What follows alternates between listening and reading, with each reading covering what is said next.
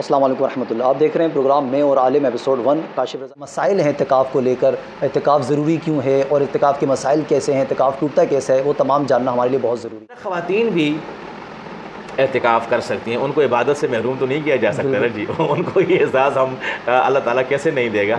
ہاں، ان کے لیے چونکہ اعتکاف کے لیے مسجد ہے اور مردوں کے لیے مسجد ہے، لیکن عورتوں کے لیے گھر. ٹھیک ہے، ویسے تو خانہ کعبہ میں، مسجد نبوی میں، بیت المقدس میں جتنی بڑی اعلیٰ افضل مسجد ہے اتنا وہاں اعتکاف کا درجہ بھی اونچا ہے. اس طرح جامع مسجد میں زیادہ اجر ہے.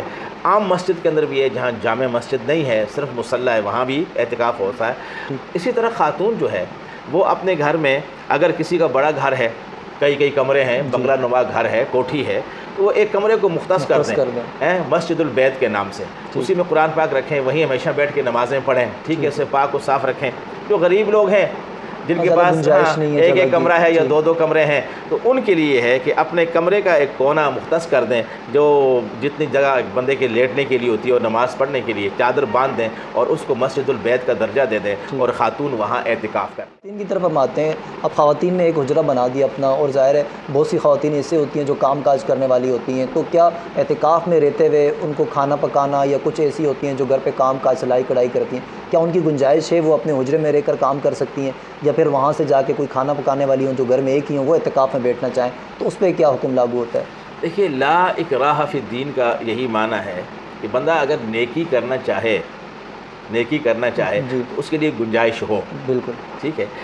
اگر کسی گھر میں خدا نخواستہ ایسی خاتون ہے کہ جو بالکل تنہا ہے، اس کے 2 چھوٹے بچے ہیں، لیکن اب دل میں تڑپ ہے، کیا پتہ موت کب آ جائے، موت کا تو کوئی بھروسہ نہیں ہے نا، کبھی بھی آ سکتی ہے.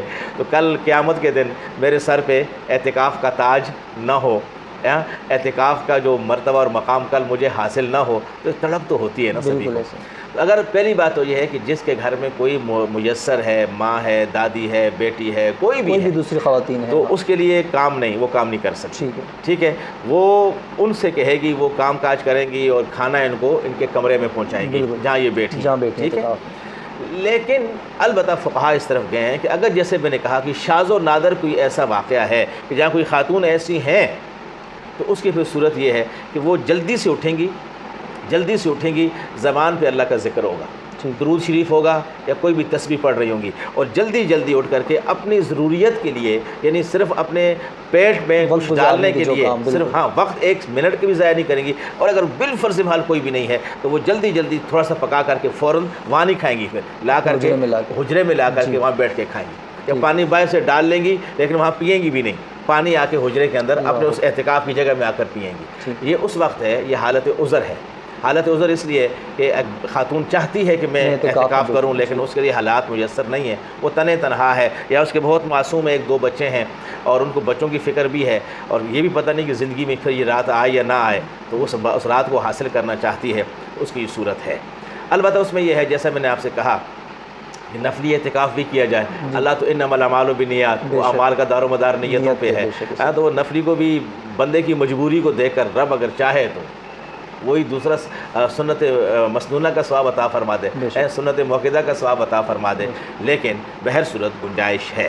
مطلب اسلام جو ہے، وہ اگر آپ کوئی نیکی کرنا چاہتے ہیں تو اسلام کوئی عذر آپ کے لیے نہیں چھوڑتا. اگر آپ کے پاس کوئی بھی اسلام چاہتا ہے کہ آپ کاشف، آپ نے بڑی اچھی بات کی کہ اسلام نے راستے اتنے کھول دیے ہیں کہ جان بوجھ کر کے اپنے لیے ایک آسانیاں نہ ڈھونڈو. بالکل ٹھیک ہے، جو اللہ رسول نے راستہ مقرر کیا ہے اس پہ چلو، لیکن اگر کبھی دشواری آ جائے تو پھر گنجائش ہے نا. آپ کھڑے ہو کے نماز نہیں پڑھ سکتے تو بیٹھ کے نہیں تو لیٹ کے بھی نہیں تو اشاروں سے، اشارے بھی نہیں کر سکتے، ہاتھ بھی نہیں اٹھا سکتے تو سر کے اشارے سے، اور سر بھی نہیں ہلا سکتے تو آبروؤں کے اشارے سے، لیکن نماز پڑھنی ہے. تیمم، وضو نہیں کر سکتے تو تیمم کر کے نماز پڑھنی ہے. یہ تھے علامہ صوفی عبداللطیف ہزاروی صاحب. آپ نے اعتکاف کے مسائل سنے، اور اسلامی جو ایسی جتنی بھی ویڈیوز یا انٹرویو ہوتے ہیں کوشش کیا کریں وہ شیئر کیا کریں، کیونکہ کوئی ایک بندہ بھی اگر کسی ایسے اسلامی یا شرعی مسئلے کو سیکھ لیتا ہے تو وہ آپ کے اور ہمارے لیے ظاہر ثواب جاریہ ہوگا. یہ آج کا تھا اعتکاف کے حوالے سے ہمارا میں اور عالم کا انٹرویو. انشاءاللہ پھر ہوگی آپ سے ملاقات. مجھے اجازت دیجیے. اللہ حافظ.